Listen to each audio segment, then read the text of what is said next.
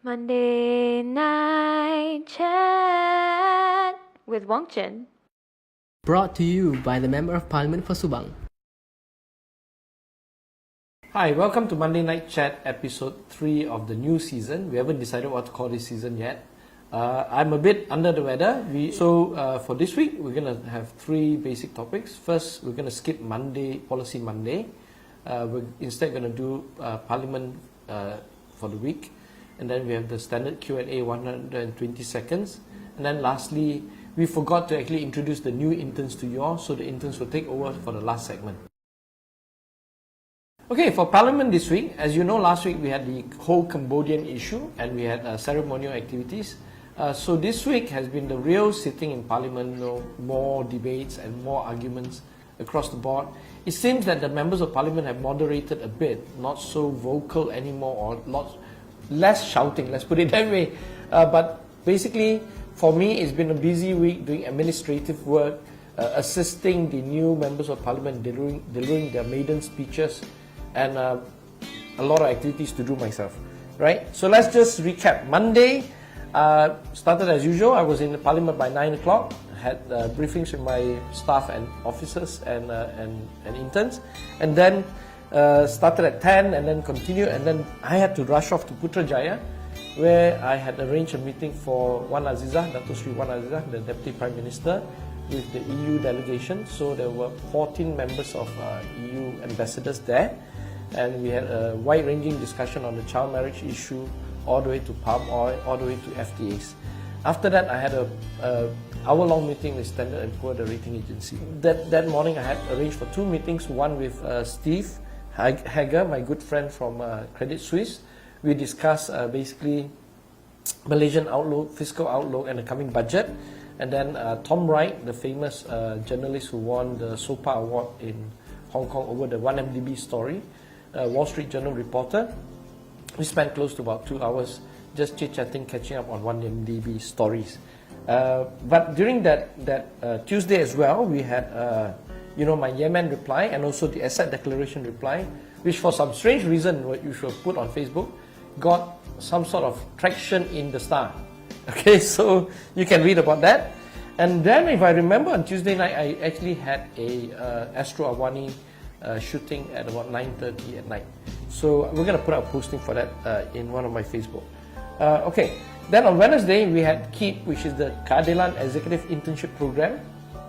I had to talk to them for about an hour or so, and I had to rush off and have lunch with the Singapore High Commissioner Officer, then followed by a German ambassador event at about 7 o'clock p.m.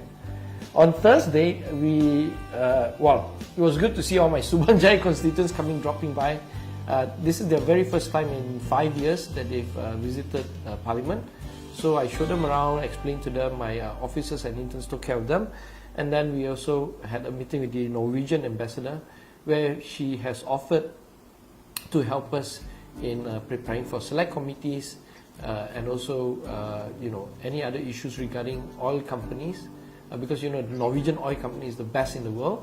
So I've arranged for the Chief Whip and about 6 members of Parliament, including the representative from UMNO Barisan Nasional, to attend a special briefing with the Norwegian ambassador sometime in August. So that's basically Parliament this week. I'm looking forward to going back. I hope my health issues resolve themselves over the weekend. So we'll see. Q&A in 120 seconds this week. We have 5 questions. The first question, let's start now. 1. Japanese soft loan is a good idea or a bad idea? We're not sure, because what I think is going to be a small loan, not more than $2 billion US dollars, or what we say less than 10 billion ringgit. Number 2, Khazanah en bloc resignation. It's not a good sign when the entire board resigns, because what we understood was there were 2 or 3 key personnel that Mahathir did not agree with. So we should see how this develops over the week. Number 3, Rafizi Ramli's intention to contest as Timbalan of the party. I'm also going to contest as a party central committee. I've never ever contested before. I've always been appointed into the party central committee due to the fact that I handle the economic issues for the party. But this time I'm going to join Rafizi and we're going to see real democracy happening in PKR. Number 4, Najib's CIA letter. The letter, of course, is being debated in Parliament. Najib says nothing wrong, or he doesn't know anything about the letter, but I think that's a bit far-fetched. It's impossible that a civil servant is willing to write a letter of that nature without his knowledge. So number 5, by-elections in Sungai Kandis. I think it's going to be a very interesting election. It's the first by-election that we had since GE14. What is really interesting in this by-election is the issue regarding where PAS is going to vote and how PAS is going to vote. So whether that's going to be decisive or not, I don't think so. I think the momentum is still very strongly Pakatan Harapan. So let's take a last question on asset declaration. Asset declaration, my position has always been clear. It has been done publicly. The Law Minister gave a reply, a written reply. I actually bumped into him in the Halls of Parliament and we had a short discussion. I think the general feeling is that he has to, the replies in the future from all ministers, not just him, should be a bit more detailed. That's it for Q&A in 120 seconds. Hello, my name is Alicia. I'm 20 years old. I'm a first-year student at Brickfields Asia College.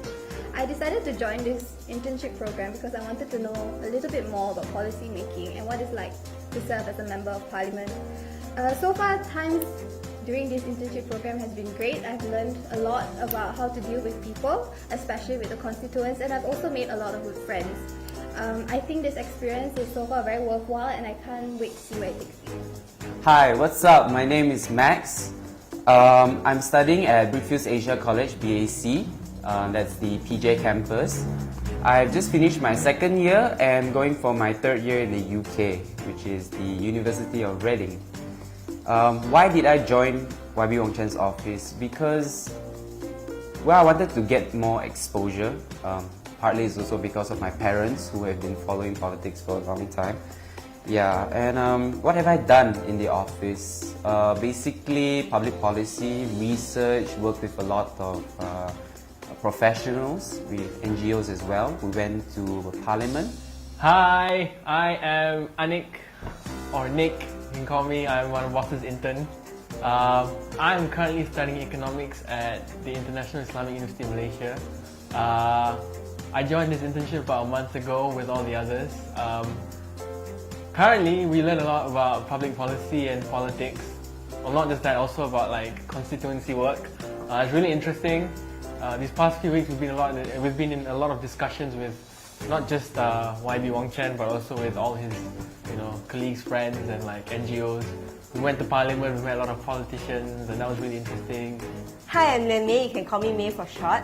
I've recently completed my second year undergraduate studies in law in King's College London. I've been interning here for the past 4 weeks and I'll be here for the next 1.5 weeks. So far in the internship, I think we've been exposed to a lot of things. I think the first thing that was really interesting was meeting the different constituents and listening to them. It really makes you reflect on how fortunate you are growing up or like right now. Another thing was the research work that we have been doing in the office for boss or the staff. I think it's been very interesting. I've picked up new skills, new research skills particularly, and I would definitely encourage anyone to join this internship. It's really, really fun. You learn something new every day and you meet really interesting people. And the staff and interns here are really friendly as well. So yeah.